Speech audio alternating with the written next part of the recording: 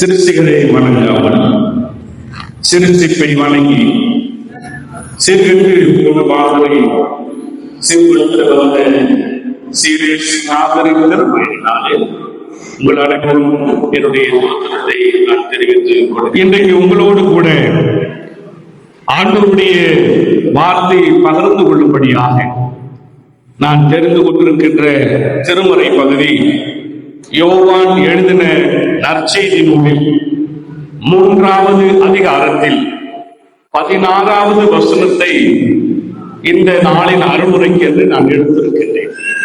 ஒருவேளை இந்த வசனம் சிறு குழந்தைகள் முதற்கொண்டு பெரியவர்கள் வரைக்கும் மனப்பாடமாக தெரிந்த ஒரு வசனம் இல்லையா? இந்த வார்த்தை எல்லோருக்கும் பழக்கமான ஒரு வார்த்தை. ஆனால் இந்த வார்த்தையினுடைய ஆழங்களை, இந்த வார்த்தையினுடைய ரகசியங்களை அறிந்து கொள்வதற்கு இந்த நாள் உங்களுக்கு பேருதவியாக இருக்கும் என்று சொல்லி நான் விசுவாசிக்கின்றேன். இந்த வசனத்தை குறித்து நம்முடைய புராட்டஸ்டன்ட் லீடர்ஸ், அவர்களிலே மிக சிறப்புக்குரியவர் மார்ட்டின் லூத்தர், அவர் இந்த வசனத்தை எப்படி பார்த்திருக்கிறார் என்பதை சொல்லி அதில் ஒரே ஒரு வார்த்தையை மாத்திரம் உங்களுக்கு கற்றுக் கொடுக்க நான் ஆசைப்படுகின்றேன். மார்ட்டின் லூத்தர் அவர்கள் யோவான் 3:16 லத்தீன் மொழியிலே எப்படி எழுதியிருக்கிறார் என்று சொன்னால் சும்மா இவாஞ்சலி என்று எழுதியிருக்கு. சும்மா என்னது? சுவிசேஷத்தின் மொத்த திரட்டு, சுவிசேஷத்தின் மொத்தருடைய ஒரு தொகுப்பு என்று இதை அழைக்கின்றார்கள். சும்மா என்கிற வார்த்தையானது உச்சக்கட்டம் என்றும் முழுமையான தொகுப்பு என்றும் இதை சொல்லுகிறார்கள்.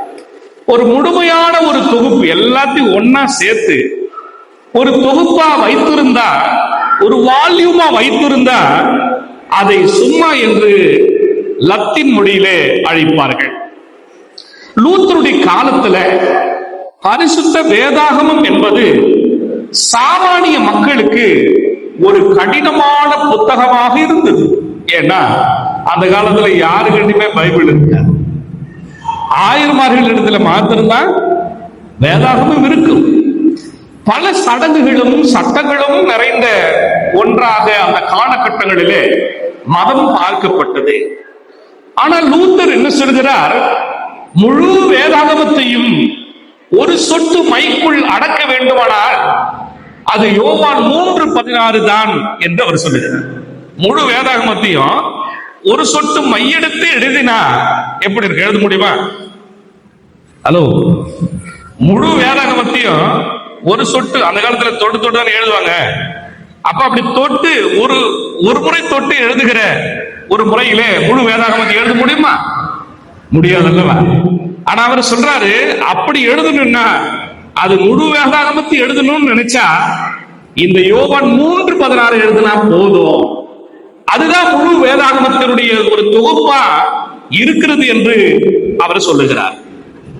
வேதாகமத்தின் தொடக்கம் ஆதியாகமம் முடிவு வெளிப்படுத்தல் வரைக்கும் உள்ள ஒரே செய்தி என்ன? பைபிள்ல இந்த அட்டையிலிருந்து இந்த கடைசி அட்டை வரைக்கும் இருக்கிற ஒரு செய்தி என்ன? என்ன சொல்ல முடியுமா? பைபிள்ல ஒரே ஒரு நியூஸ் தான், ஒரே ஒரு செய்தி தான் இருக்கு. இந்த கடைசியில இருந்து இந்த கடைசி வரைக்கும் பார்த்தா ஒரு செய்தி இருக்கிறது. அதுக்கு பேரு மீட்பு, ரட்சிப்பு, எப்படி என்ன சொல்லலாம், விடுதலை, எப்படின்னா நீங்க சொல்லிக்கலாம். சரியா? அந்த மீட்பு என்கிற ஒரு சொல் தான் ஒட்டுமொத்த வேதாகமத்தினுடைய மைய செய்தியாக இருக்கிறத நாம் பார்க்கின்றோம். அந்த மீட்பினுடைய ஒட்டுமொத்த வரைபடம் தான் இந்த யோவான் 3:16. ஒரு மேப் இருக்கு, இந்திய மேப் இருக்கு. அது மாதிரி ஒட்டுமொத்த பைபிளுக்கு ஒரு மேப் வச்சா எப்படி இருக்கும்? அப்படிதான் இந்த யோவான் 3:16 இருக்கிறதாக பார்க்கப்படுகிறது. லூத்தர் இந்த வசனத்தை ஒரு படி மேல போய் என்ன சொல்றார் தெரியுமா? இது ஒரு பெரிய கடலோடு ஒப்பிடுகிறார், சமுத்திரத்தோடு ஒப்பிடுகிறார். கவனிங்க, ஒரு சமுத்திரத்தோடு இந்த வார்த்தை, இந்த ஒரு வசனத்தை கொண்டு போய் ஒரு பெரிய சமுத்திரம் எப்படி இருக்கு அதோடு இவர் ஒப்பிட்டு சொல்லுகிறார். ஒரு சமுத்திரத்தினுடைய நீரை முழுவதும் யாரால குடிக்க முடியுமா? யாருன்னா இங்க இருக்கிறீங்க அப்படி பலசாலிகள்? ஒட்டுமொத்த சமுத்திரத்தை நீரை குடிக்கிறது யாருன்னா பலவான்கள் இருக்கிறார்களா? இல்ல. Very good. ஆனால் ஒரு துளியை சுவைப்பதன் மூலம் கடலின் உப்புத்தன்மையை அறிந்து கொள்ள முடியும். அது கரெக்ட் தானே? கொஞ்சமா ஒரு துளி டேஸ்ட் பண்ணா அதோட டேஸ்ட் என்னன்னு தெரிஞ்சிடும், அப்படித்தானே? சரி, அதுபோல வேதாகமம் என்கிற மகா சமுத்திரத்தின் சுவையை, ஒட்டுமொத்த பைபிளையும் ஒரு சமுத்திரமா சொல்றார், அந்த ஒட்டுமொத்த வேதாகமம் என்கிற சமுத்திரத்தின் சுவையை இந்த யோவான் 3:16 இறைவன் அடக்கி வைத்துள்ளார். கடவுள் ஒட்டுமொத்த வேதாகமத்தின் சுவையுமே இந்த ஒரு வசனத்திலே கடவுள் அடக்கி வைத்திருக்கிறார் என்று சொல்லி இங்கே மார்ட்டின் லூத்தர் ஐயா அவர்கள் குறிப்பிடுகிறார்கள். வேதாகமம் என்பது பல நூறு பக்கங்களை கொண்டிருக்கலாம், அப்படிதானே? நம்ம பேஜ் நம்பர்லாம் சொல்லுவோம் படிக்கும் பொழுது, பல நூறு பக்கங்களை கொண்டிருக்கலாம். ஆனால் அதன் சாரம் முழுவதும் ஒரு வாக்கியத்தில் வடிகட்டப்படுகிறது. இது விசுவாசியின் கையில் இருக்கிற ஒரு கடிகாரம் போன்றது. பாருங்க, நம்ம கையில் எல்லாருக்கும் கடிகாரம் கட்டிட்டு இருக்கோம் இல்லையா? வாட்ச் கட்டிட்டு இருக்கோம் இல்லையா? நம்முடைய கரங்களில் இருக்கிற கடிகாரம் எப்படியோ அதுபோல யோவான் 3:16 இருக்கிறதை அவர் குறிப்பிடுகிறார். ஏன்னா அது காலத்தை மட்டும் காட்டவில்லை, அது கிறிஸ்தவர்களுக்கு நித்திய வாழ்வை காட்டுகிறது. ஆண்டவர் நமக்காக வைத்திருக்கிறதான இட்டர்னல் லைஃப், நித்திய வாழ்வை இந்த யோவான் 3:16 நமக்கு காட்டுவதை பார்க்கின்றோம். இந்த வசனம் வேதாகமத்தினுடைய இதய துடிப்பு, ஹார்ட் பீட். இந்த ஒரு வசனம் தான் ஹார்ட் பீட். நமக்கெல்லாம் ஹார்ட் பீட் இருக்குல்ல, அது ஹார்ட் லப்பு டப்புன்னு அடிக்கு இல்லையா? அது போல இந்த ஒட்டுமொத்த வேதாகமத்திற்கு ஒரு ஹார்ட் இருக்கு, ஒரு ஹார்ட் பீட் இருக்கு, இதய துடித்து கொண்டிருக்கிறது என்று சொன்னார். அது இந்த யோவான் 3:16 தான் ஒட்டுமொத்த வேதாகமத்தினுடைய இதய துடிப்பாக இருக்கின்றது என்று சொல்லுகிறார்கள். ஒரு கிறிஸ்தவன் இந்த ஒரு வசனத்தை மாத்திரம் உறுதியாய் பற்றி கொண்டால் அவனுக்கு வேற எந்த புத்தகமுமே தேவையில்லை என்று சொல்லுகிறார்கள். லூத்தருடைய வாழ்க்கையில இந்த வசனம் ரொம்ப ஆழமான ஒரு இடத்தை பெறுகிறது. பாருங்க, 1546 ஆண்டுல அவர் மரணப்படுக்கையில் இருக்கிறார் மார்ட்டின் லூத்தர். அப்போ எல்லாரும் அவங்க பாக்குறாங்க, நண்பர்கள் எல்லாம் கூர்ந்து கவனிக்கிறார்கள். அவருடைய வாயிலிருந்து ஒரு முணுமுணுப்பு இருக்கிறது.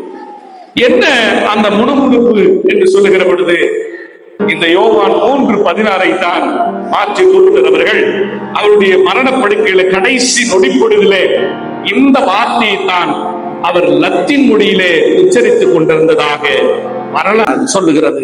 அதனுடைய நண்பர் ஜஸ்டஸ் ஜோனாஸ் என்று சொல்லப்படுகிறவர் அதை மிக சிறப்பாக அதை ஒரு வரலாறாக எழுதி அவர் இப்படியாய் கடைசி கட்டத்திலே இந்த வசனத்திற்கு என்று தன் வாழ்வை கொடுத்தார். ஒரு வசனத்துக்கு உயிர் இருக்கா இல்லையா? இந்த வசனத்துக்காக கடைசி நொடிப்பொழுது வரைக்கும் மார்ட்டின் லூத்தர் அவர்கள் அவர் காத்து கொண்டிருக்கிறதை நாம் பார்க்கின்றோம். இந்த மார்ட்டின் லூத்தர் நம்முடைய வாழ்விலே நமக்கு கற்றுக் கொடுக்கிற பாடம் என்ன? வசனத்துக்கு முக்கியத்துவத்தை கொடுங்க என்கிற செய்தி தான். அது என்ன செய்யுமா? சாத்தானின் சோதனையிலிருந்து விடுபடுவதற்கு நமக்கு பணம் கொடுக்கும்.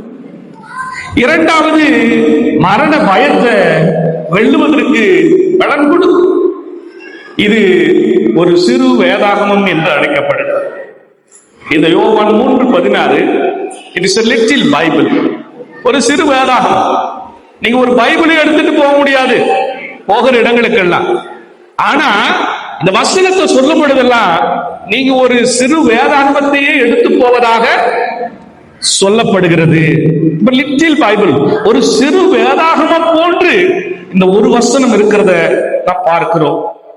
ஹோல் பைபிள, கடவுளுடைய வசனத்தை, வேதாகமத்தை ஒரு பெரிய காடு என்று அழைக்கிறார்கள், ஒரு பெரிய ஃபாரஸ்ட். எது? இந்த ஹோல் பைபிளும் ஒரு ஃபாரஸ்ட் என்று எடுத்துக் கொள்ளுங்கள். அந்த ஃபாரஸ்ட்ல ஜான் 3:16 என்பது அந்த காட்டின் நடுவே ஓடுகிற ஒரு தெளிவான நீரோடை என்று சொல்கிறார். இந்த காடு முழுவதும் சுட்ட தெரியாத ஒருவன் கூட, அந்த பைபிள் முழுக்க படிக்க தெரியாத கூட, இந்த நீரோடையில் தாகம் தீர்த்து கொள்ளலாம் என்று மார்ட்டின் லூத்தர் சொல்றார். இந்த ஒரு வசனத்தை நீங்க நல்லா படிச்சிட்டீங்கன்னா, அதை கீழ்ப்படுத்தீங்கன்னா போதும், ஒட்டுமொத்த வேதாகமத்தை படிப்பதற்கான ஒரு மிகப்பெரிய சான்றிதழ் நமக்கு கிடைக்கப்படுகிறதாக சொல்லப்படுகிறது. இந்த வசனத்துல ரொம்ப முக்கியமா உங்களுக்கு ஒரே ஒரு வரி, ஒரே ஒரு வார்த்தையை மாத்திரம் உங்களுக்கு கற்றுக் கொடுக்க நான் ஆசைப்படுகிறேன். அதுல பாத்தீங்கன்னா கடைசியா இவ்வளவாய் உலகத்தில் அன்பு கூர்ந்தான் என்று இருக்கிறது. இருக்கா இல்லையா? இவ்வளவாய், எவ்வளவாய், இவ்வளவாய் என்று இருக்கிறது. அப்ப எவ்வளோ என்ன கேள்வி கேட்கணுமா இல்லையா? எவ்வளவா என்று ஒரு வினா எழுப்ப வேண்டுமா அல்லவா? இவ்வளவாய் அன்பு கூர்ந்தார். நான் இப்படி பாக்குறேன், இந்த கோயில பாக்குறேன், இவ்வளவா வீரமங்கல மக்களை ஆண்டவர் அன்பு கூர்ந்தார். சொல்லுங்க, இவ்வளவா அன்பு கூர்ந்திருக்கிறார். இவ்வளவா அவருடைய வாழ்விட அவருடைய அன்பை பரலோக ராஜ்யத்திலிருந்து கடவுள் காண்பீங்க. ஆனா இந்த திருமறை சொல்லுகிற இவ்வளவா என்ன, அதை உங்களுக்கு சொல்லிக் கொடுத்து விடு, என்னுடைய அருளுரை நிறைவு செய்ய நான் ஆசைப்படுகிறேன். இங்கே இவ்வளவா என்பதற்கு பல இறையலாளர்கள் பலவிதமான கருத்துக்களை பதிவு செய்திருக்கிறார்கள். முதல்ல ஜான் கால்வின் அவருடைய விளக்க உரையில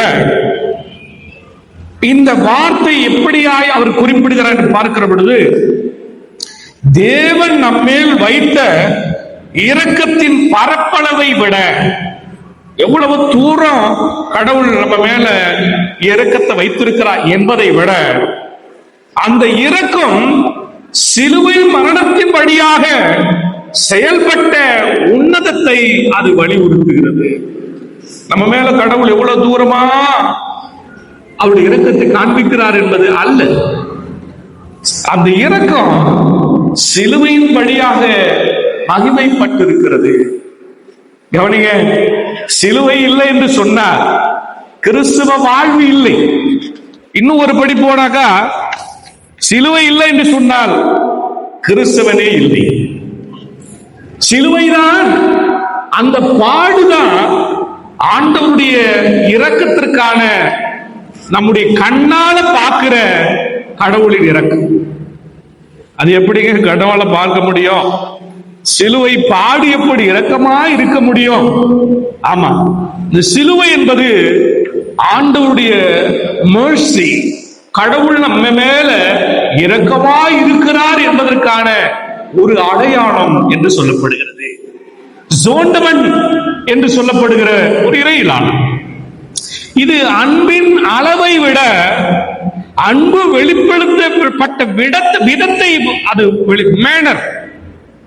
அன்பு காட்டுறது ஒரு மேனர் இருக்கணும், ஏதாவது ஒரு மேனர்ல ஒரு விதம் இருக்கணும் இல்லையா? நம்ம அன்பை காட்டுறதுக்கு ஒரு விதத்தை தெரிவு செய்வோம். ஆண்டவருடைய அன்பை காட்டுவதற்கு ஒரு விதத்தை தெரிவு செய்த அந்த விதம் தான் இந்த சிலுவை என்கிற ஒரு மாடல். கடவுளுடைய அன்பை வெளிப்படுத்துறதுக்கு அவர் ஒரு டைப்பை தெரிந்து கொண்டார். தேவன் இந்த உலகத்தை இந்த விதமாக, இன் திஸ் வே, இந்த விதமாக நேசித்தார். அதாவது தன் குமாரனை தரும் அளவிற்கு நேசித்தார். தாம் மகனையே இந்த உலகத்திற்கு கொடுக்கிற அளவிற்கு கடவுள் நம்மை நேசித்திருக்கிறார். தேவன் உலகத்தை நேசித்தது ஒரு பொதுவான உணர்வு அல்ல, அது தன் குமாரனை பலியாக கொடுத்தல். இன்னும் சொல்லப்போனா ஒரு தனித்துவமான செயலின் மூலமா கடவுள் தன்னுடைய அன்பை இங்கே டெமான்ஸ்ட்ரேட் செய்து காட்டுகின்றார். அவர் நடத்தி காண்பிக்கிற கடவுளாக இருக்கிறது. நம்ம எல்லாத்துக்கும் ஒரு தனித்துவம் இருக்குங்க. உட்கார்ந்து இருக்கிற எல்லாருக்கும் ஒரு யூனிக்னஸ் இருக்கு, தனித்துவம் இருக்கு. எல்லாரும் ஒன்று போல இல்லை, எல்லோருக்கும் ஒரு தனித்துவம். என்ன போல உங்களால பேச முடியாது, உங்களை போல என்னால பாட முடியாது, அப்படிதானே? ஆமாவா இல்லையா? எல்லோருக்கும் ஒரு சிறப்பு இருக்கிறது அல்லவா? கடவுள் எல்லோரையும் ஒரு தனித்துவத்தோடு தான் படைத்திருக்கிறார். எல்லோரும் ஒன்றாக இருப்பதில்லை. அப்படி தனித்துவத்தோடு கூட கடவுளுடைய அந்த அன்பை வெளிப்படுத்துவதற்கு உலகத்தில் யாரும் தெரிவு செய்ய முடியாத ஒரு பாதைய, ஒரு வழிய ஆண்டவர் தெரிவு செய்தார். அதுதான் இவ்வளவு. அது இதுவரைக்கும் யாராலும் இன்று வரையிலும் அப்படிப்பட்ட ஒரு சோதனைக்குள்ளாக வர முடியாத ஒரு பாடு. வாரன் வெல்ஸ்லி என்று சொல்லப்படுகிறவர் இவ்வளவாய் என்பது ஒரு வார்த்தைக்குள் பரலோகம் பூமிக்கு வந்த அத்தனை தியாகங்களையும் அது அடக்கி நிற்கிறது என்று சொல்லுகிறார். பரலோகம் பூமிக்கு வருகிற அந்த ஒரு பயணத்திற்காக அவ்வளவு தியாகத்தையும் உள்ளடக்கி நிற்கிறது இவ்வளவாய் என்கிற ஒரு வார்த்தை. கடவுள் தன்னுடைய எல்லா பிரிவிலேஜஸும் இங்க என்ன செய்கிறார்? இழக்கின்ற கடவுளா அவர் இருக்கின்றார். தனக்கென்று இருந்த எல்லாவற்றையும் இழக்கின்ற கடவுளாக அவர் இருக்கிறத பார்க்க. எதுக்காக? பரலோகம் இங்க வரணும், கடவுளுடைய திட்டம் இங்கே வரணும், ரட்சிப்பின் பயணம் இங்கே வர வேண்டும். அப்ப ஒரு மனுஷன் ரட்சிக்கப்படணும்னா கடவுள் கூட தன் வாழ்வை கொடுப்பார். இதுதாங்க கிறிஸ்துவம். ஒருத்தர் ரட்சிக்கப்படுறதுக்காக கடவுளே தன் வாழ்க்கை கொடுப்பது. இது இதுவரையிலும் வரலாற்றில் பார்க்க முடியாத பேரன்பாக இது இருக்கிறது நாம் பார்க்கிறோம். இது ஒரு தியாகத்தினுடைய உச்சம் என்று அழைக்கிறாங்க. தியாகத்துல என்கிட்ட இருக்கிற ஒரு 1000 ரூபாய் கொடுத்து தியாகம் பண்ணலாம், இல்ல என்கிட்ட இருக்கிற பொருளை கொடுத்து தியாகம் செய்யலாம். ஆனா தன் உயிரையே கொடுப்பது என்பது நிஜமான உச்சமான ஒரு தியாகமாக பார்க்கப்படுகிறது. அன்ப வெறும் வார்த்தையாளெல்லாம் சொல்லிட முடியாது. ஆமாவா இல்லையா? இப்ப நான் உங்ககிட்ட அன்பாகிறேன்னு சொல்லிட்டு போயிட்டாக்கா உண்மையான அன்பு வெளிப்படுமா? ஏதாகிலும் ஒரு நடைமுறையில் அந்த அன்பை நாம் வெளிப்படுத்த வேண்டும். ஆமா இல்லை? ஊருக்கு வரீங்க, வேலூருக்கு வரீங்க, நான் உங்களை பார்த்துட்டு அப்படி திரும்பின்னு போனாக்கா என் அன்பு வெளிப்படுமா? கூட்டின்னு போய் ஒரு டீ வாங்கி கொடுத்து இல்ல ஒரு காபி வாங்கி கொடுத்து எப்படி இளையராஜா இருக்கிறேன்னு கேட்டனா அப்பதான உண்மையான அன்பு வெளிப்படும். எதனா ஒரு பாயிண்ட் இருக்கணும். ஒரு அன்பை வெளிப்படுத்தும் விதங்கள் மிக தேவையாக இருக்கிறத நாம் பார்க்கிறோம். ரொம்ப வார்த்தைகள்ல சொல்லிட முடியாத அன்பை அதை கொடுத்து கடவுள் காண்பிக்கிறார். He gave himself to show his love. அவர் தன் வாழ்க்கையை கொடுத்து காண்பித்தார். ஐயா, அன்பை கொடுத்து காண்பிக்கிறதுல தான் அவருக்கு நிகர் அவர்தான். அன்பு வாயில சொல்லிடல ஆண்டவர். என் மகனே மகனே உன் மேல அன்பா இருக்குன்னு சொல்லி வாயில சொல்லிடலங்க. அவர் வாழ்க்கையில நமக்காக அவரை கொடுத்து காண்பித்தார்.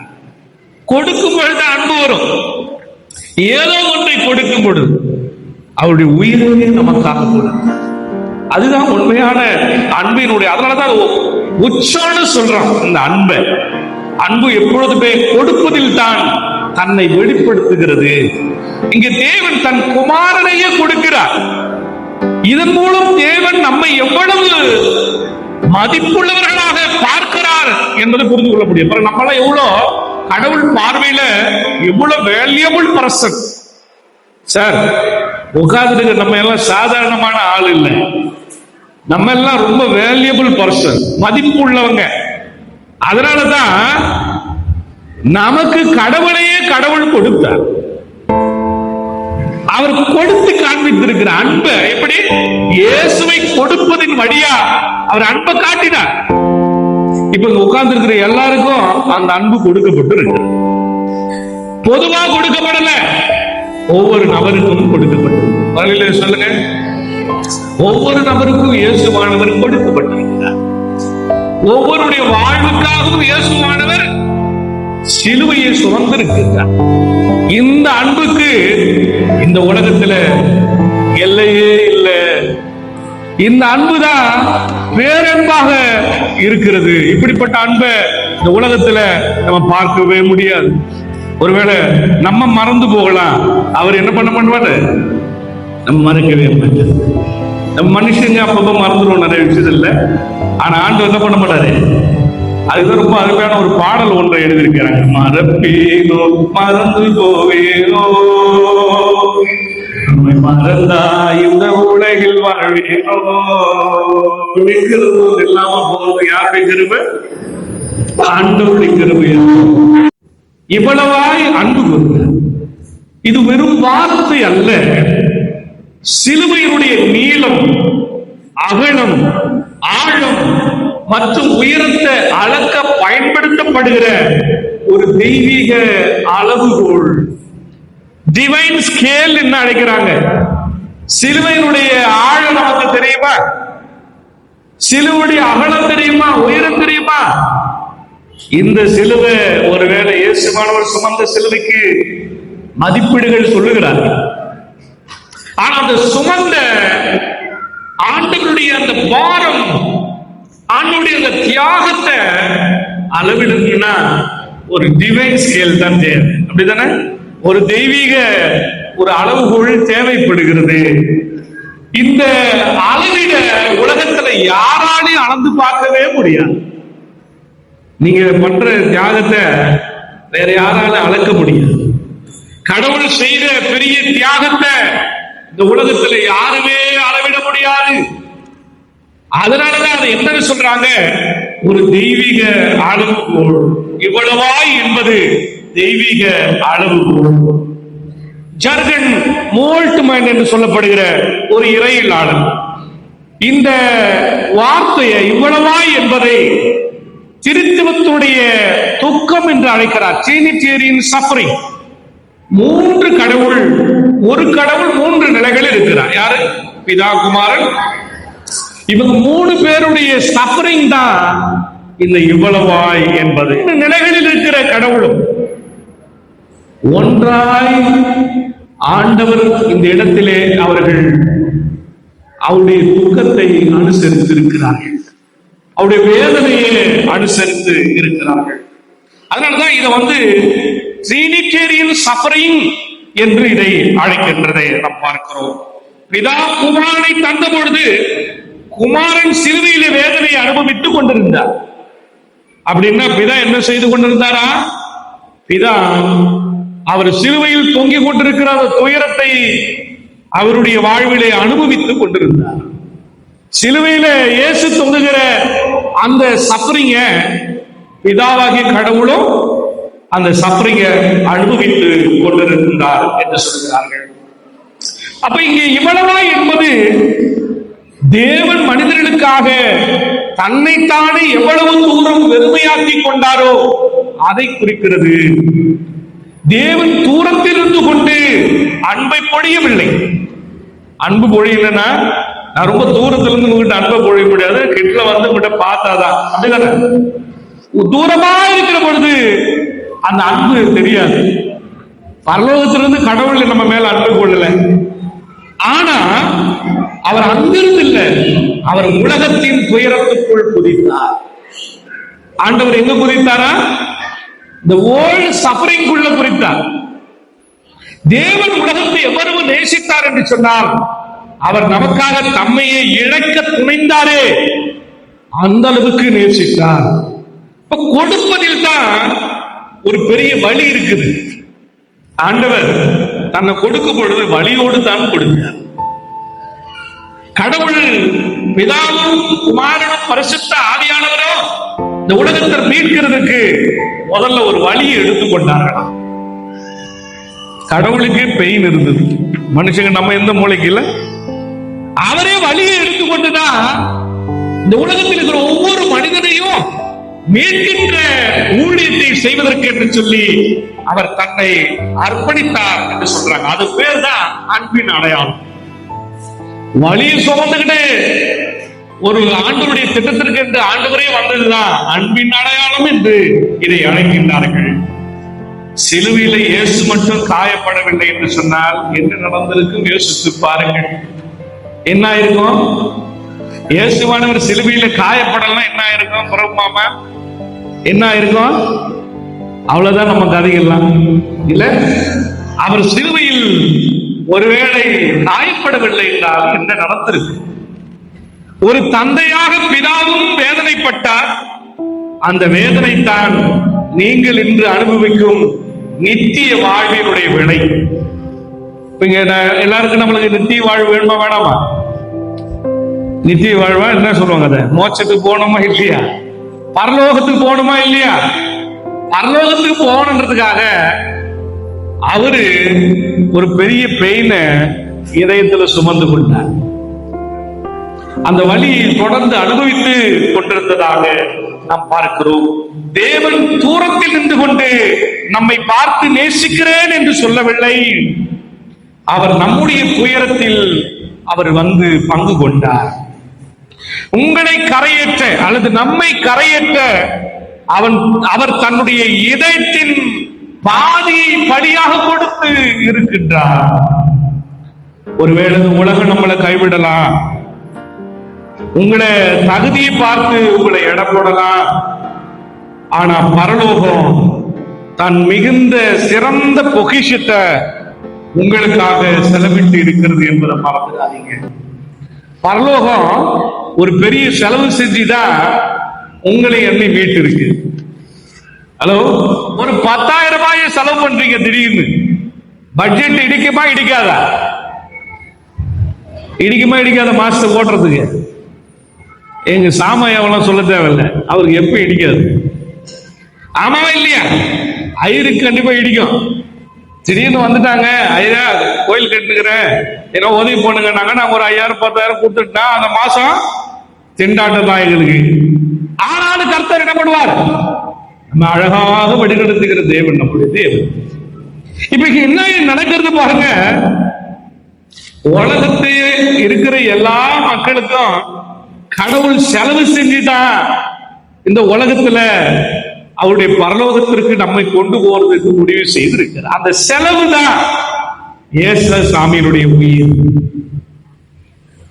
ஆண்டவர் செலவு பண்ணிதான் நமக்கு ஒரு பெரிய காஸ்ட் கொடுத்திருக்கு, விலை கொடுத்திருக்கிறார், செலவு செய்திருக்கிறார். குமாரன் ரட்சிக்கிறதுக்கு ஏசாமி செலவு செஞ்சிருக்கிறார். மறந்துடக்கூடாது இனிமே எல்லாரும். அவர் நமக்காக இயேசுவின் உயிரே கொடுத்திருக்கிறார், செலவு பண்ணிருக்கிறார். அப்போ உலகம் உங்களை எப்படி எடை போடுவது? பரலோகம் வேற மாதிரி எடை போட்டு வைத்திருக்கிறது. நம்மளை ரொம்ப உயரமா வச்சுதான் பரலோகம் எப்ப பார்க்கிறது. எந்த ஒரு சூழ்நிலும் பரலோகம் நம்மளை என்ன பண்ணாது? தாழ்த்தி பார்ப்பதே இல்லை. அதுக்குதான் ஒரு மனுஷன் இங்க ரட்சிக்கப்பட்ட பரலோகத்துல மிகுந்த சந்தோஷமா ஒருத்தன் கர்த்தருடைய சமூகத்தில் வருவது என்று சொன்னால் பரலோகத்தில் அப்படி ஒரு பெரிய மகிழ்ச்சி வருகிறதா இருக்கிறது. நீங்கள் எவ்வளவு விலையேறப்பட்டவர் அப்படின்றத இந்த யோவான் 3:16 உங்களுக்கு சொல்லிக்கிட்டே இருக்கும். நம்ம எல்லாரும் ரொம்ப விலையேறப்பட்டவங்க. பக்கத்துல சொல்லுங்க, நீங்க ரொம்ப விலையேறப்பட்டவங்க. விலையேறப்பட்டவங்க ஏன் விலையேறப்பட்டவங்க? பரலோகத்திலிருந்து செலவு பண்ணி உன்னை மீட்டுக்கிறார் ஆண்டவர். சொல்லுங்க பக்கத்துல, பரலோகத்தில செலவு பண்ணி ஆண்டவர் உன்னை மீட்டு இருக்கிறார். ஆமாவா இல்லையா?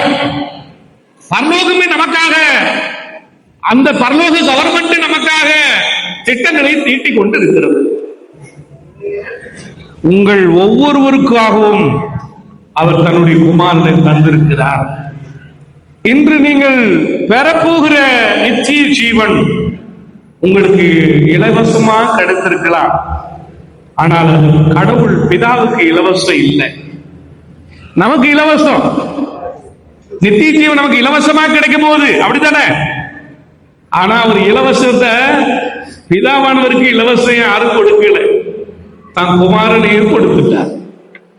யோசித்து பாருங்க, ஆபிரகாம் ஈசாக்க கொடுக்கும் பொழுது அவருக்கு எவ்வளவு வழி இருந்திருக்கு, கொஞ்சம் யோசித்து பாருங்க. தான் மகனை சாகடிக்கணும்ன்ற ஒரு திட்டம் எந்த ஒரு தந்தையாலும் ஏற்றுக்கொள்ள முடியாத ஒரு திட்டம் அல்லவா? அது எவ்வளவு பாடு நிறைந்தது அல்லவா? அப்படி ஒரு பாட வழிய சுமந்துகிட்டு தான் கடவுள் இங்க உட்கார்ந்துட்டு இருக்கிற ஒவ்வொரு விசுவாசியும் மீட்டு இருக்கிறார். ரட்சித்து இருக்கின்றார். இலவசம் இல்ல. அவர் தன் குமாரனை பிரிந்த அந்த துக்கம்தான் நம்முடைய வாழ்வினுடைய இந்த உயர்வு நிலை என்பதை எந்த சூழ்நிலையும் மறந்துவிடக் கூடாது.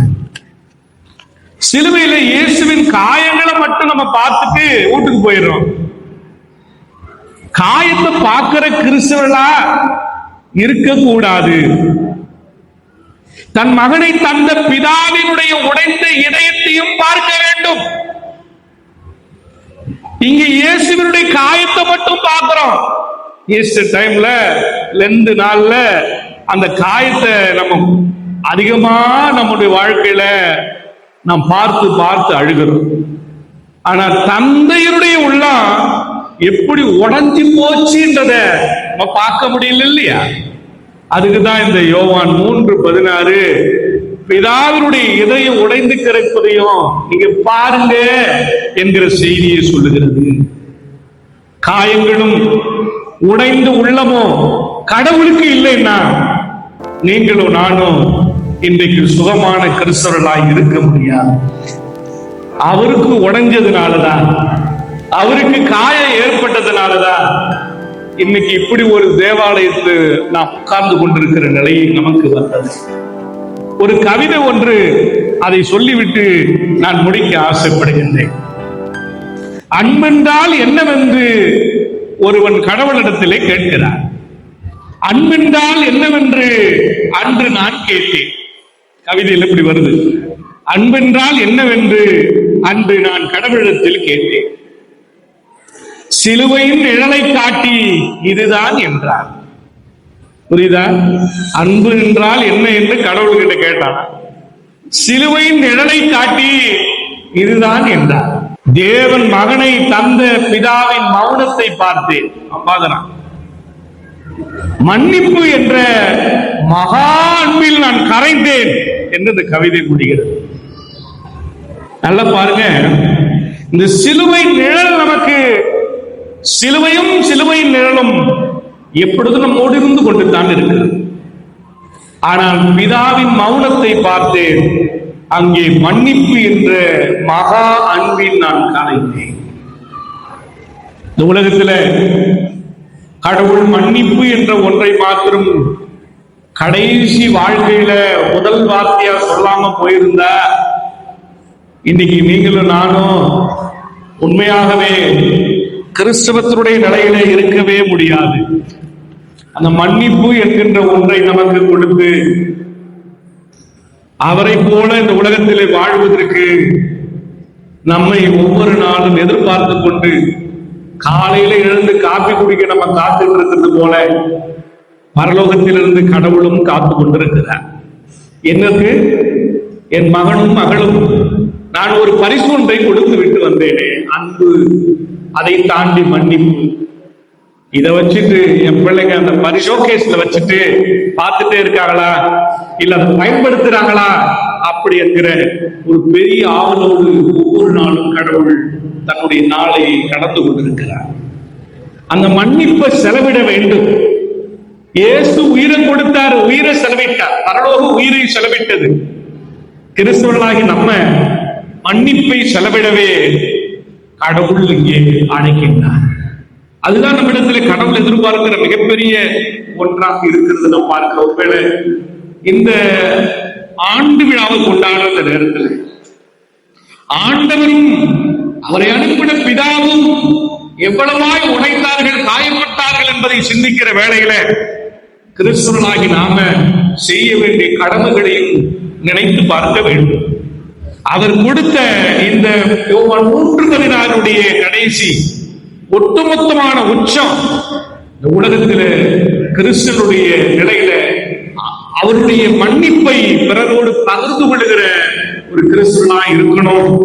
அப்படி இருக்கிற பொழுதுதான் நம்முடைய வாழ்விட உண்மையுள்ள ஒரு கிறிஸ்துவ வாழ்வாக வாழ முடியும் என்கிற ஒரு பெரிய அறைகூவலை இந்த யோவான் 3:16 நமக்கு கொடுக்கிறத நான் பார்க்கிறேன். இப்படி ஒரு பெரிய ஆலயத்தை கொடுத்த ஆண்டவர் பெரிய மனசையும் நம்மளுக்கு கொடுக்கணும், இன்னொருத்தரை மன்னிக்கிறதுக்கு. பெரிய ஆலயத்தை கொடுத்த கடவுள் பெரிய மனசையும் கொடுக்கணும், இன்னொருத்தரை மன்னிக்கிறதுக்கு. அப்படி மன்னிக்கிற கிறிஸ்துவா இருந்து இயேசுவை நம்ம வாழ்க்கையில காட்டுகிற கிறிஸ்துவா இருந்து வாழ எல்லாம் வல்ல கடவுள் நமக்கு அருள் செய்வாராக. ஆமென்.